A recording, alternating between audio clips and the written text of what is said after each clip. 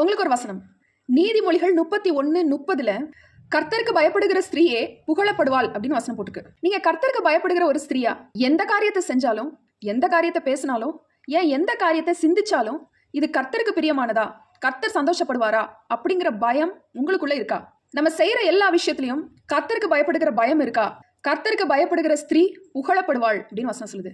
அப்போ கர்த்தருக்கு பயப்படலைன்னா அவங்க புகழப்பட முடியாது.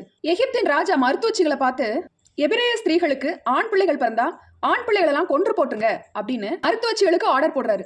ஆனா மருத்துவச்சிகள் தேவனுக்கு பயந்ததுனால எபிரேய ஸ்திரீகளுக்கு பிறந்த ஆண் குழந்தைகளை அவங்க கொல்லல.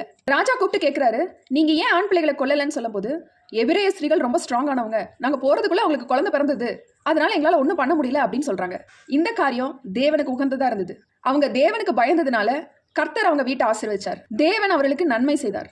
அவங்களோட குடும்பத்தை தேவன் தழைக்க செய்தார். இன்னைக்கு உங்க குடும்பம் கூட தழைக்கணுமா? அப்ப நீங்க தேவனுக்கு பயப்படுகிறவங்களா இருக்கணும். தேவனுடைய வார்த்தைக்கு கீழ்ப்படுகிறவங்களா இருக்கணும்.